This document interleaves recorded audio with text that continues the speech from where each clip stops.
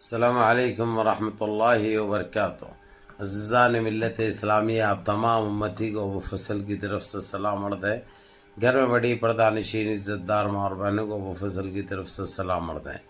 بہرحال بہرکیف اللہ سے امید ہے آپ لوگ خیریت سے ہوں گے، اللہ کی حفاظت میں ہوں گے، ان ملعونوں کی ملامت سے، ان فرقہ پرستوں کی فرقہ پرستی سے، ان درندوں کی درندگی سے، ان مابلنچروں کی مابلنچنگ سے محفوظ ہوں گے۔ اللہ آپ لوگوں کو اپنے حفظ امان میں رکھے، اللہ اپنی حفاظت میں رکھے، اللہ ہر آباد سے ہر شر سے محفوظ رکھے۔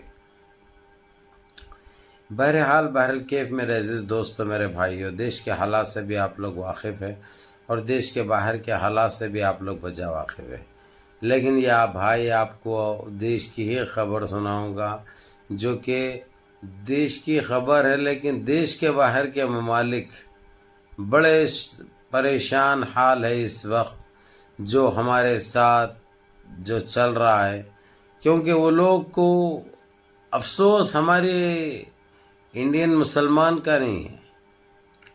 وہ ایک مسلمان ہونے کی وجہ سے ان کو مساجد جو کہ بالکل حق ہے، وہ تو مساجد، عیدگاہیں، قبرستانیں، درگاہیں، ان چیز کی بڑی فکر ہے۔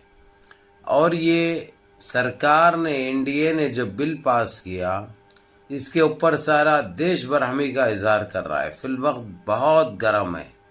اور یہ لوگ، انڈیا سرکار یہ سوچ رہی تھی کہ 4 دن روڈوں پہ نکلیں گے، چیخیں گے، پکاریں گے، اس کے بعد خاموش بیٹھیں گے، لیکن یہ الٹا ان کو جو ہے سو گلی کا کانٹا بن گیا، نہ انہوں نگل سک رہے نہ وہ کر سک رہے، کیونکہ ان کو بھی گو بھکتوں کو بھی خوش کرنا ہے، جو مٹھی بھر ہے، جو آتنک پھیلاتے ہیں، جو گندگی سے خوش ہوتے ہیں، جو گندگی میں رہتے ہیں، ان کو دیش سے یا دیش واسیوں سے کوئی لینا دینا نہیں ہے۔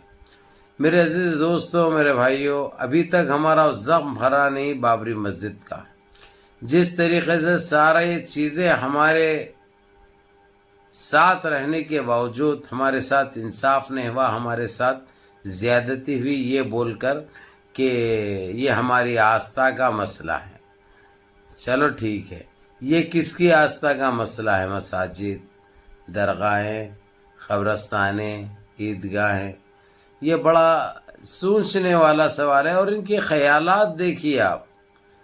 اور جس طریقے سے آج 7 گھنٹے تک ٹال مول ہوتی رہی، اس کے بعد پھر بحث کرنے کا بھی موقع دیا گیا، ان کے لوگ نے، سرکار کے لوگوں نے، جس طریقے سے وکیلوں نے جو آپ بیتی سنائی، جبکہ ان کو ججمنٹ محفوظ کر لیے تھے، انہوں فیصلہ سنانے والے تھے، اب ان کو پھر موقع کیسے فراہم کیا گیا؟ یہ چیز سوچنے لائق ہے۔ جبکہ انٹرنیشنل کورٹ ان کو ایک چیز بتا چکا ہے، یہ ہم ہرگز برداشت نہیں کریں گے، کیونکہ جو تم کر رہے ہو وہ غلط ہے، وہ زیادتی ہے، یہ انٹرنیشنل کورٹ بھی بتا چکا ہے۔ اب لیکن انہوں کون سی مجبوری میں ابھی تک جو روک کے رکھے تھے وہ چیزیں تو اب ہلو پوری دنیا کی سرخیاں بن چکی ہیں۔ اب اس بیچ قطر نے بہت زبردست فیصلہ کرتے ہوئے یہ کہہ دیا، اگرچہ یہ وقف امینڈمنٹ بل، اگرچہ یہ مسلمانوں کے خلاف آیا، تو ہم سارے تعلقات منتقی کر دیں گے، یعنی ختم کر دیں گے، اور ہر چیز کا بائیکاٹ کر دیں گے۔ قطر نے یہاں پہ یہ جیسے ہی کہا، ادھر کان کویت کے بھی بڑے تیز ہو گئے اور سعودی عرب کے بھی تیز ہو گئے۔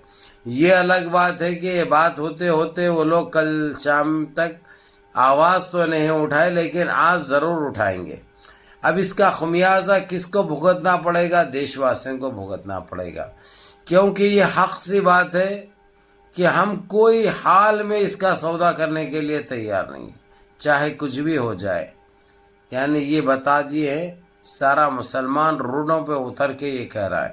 اور اس بیچ آپ لوگوں کو یہ بھی بتا دوں، میں ابھی جس طریقے سے یہ گرم ہو چکی ہے عوام، حالانکہ میں آپ لوگوں کو مشورہ دوں گا کہ گرم ہونا آپ لوگوں کا اس سے کوئی مطلب نہیں ہے، نہ اس کا کوئی فائدہ نکلے گا، نہ کوئی کام ہوگا، آپ بدنام ہوں گے اور ان کو مدعا ملے گا۔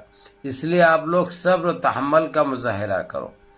احتجاج کرو پر امن طریقے سے کرو، پروٹیسٹ کرو، ایک حد میں رہ کے کرو، قانون کی خلاف ورزی مت کرو، اس سے سب کو تکلیف پہنچنے والی ہے۔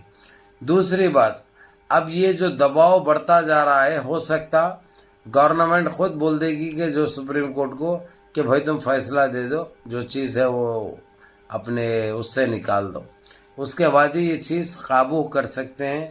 اور دیکھیے اللہ کی مار دیکھیے، یعنی اللہ خود ناراض ہے اس وقت، اس لیے یہ طوفانیں، یہ زلزلے، کیا کیا دیکھنے کو مل رہا ہے، کس طریقے سے آندھی مچے ہوئی ہے، کہرام مچے ہوا ہے، جس طریقے سے زلزلے گجرات میں آئے اور سمندروں کی ہوائیں یہ بتا رہی ہے، یہ کیا کیا بہا کے لے جائے گی، اس کا کوئی علم نہیں ہے۔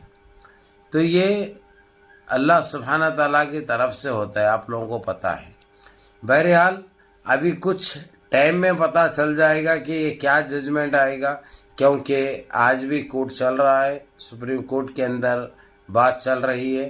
انشاءاللہ ہو سکتا لنچ ٹائم تک یا لنچ کے بعد کوئی نہ کوئی ہمارے سامنے آ جائے۔ بہرحال منظم رہیے، متحد رہیے، اپنی صفوں میں اتحاد برقرار رکھیے، نمازوں کی پابندی کریے، ماں باپ کی خدمت کریے، بڑوں کے احکام پہ عمل کریے، اور اپنے اس بھائی کو بھی دعاؤں میں یاد رکھیں۔ السلام علیکم ورحمۃ اللہ وبرکاتہ۔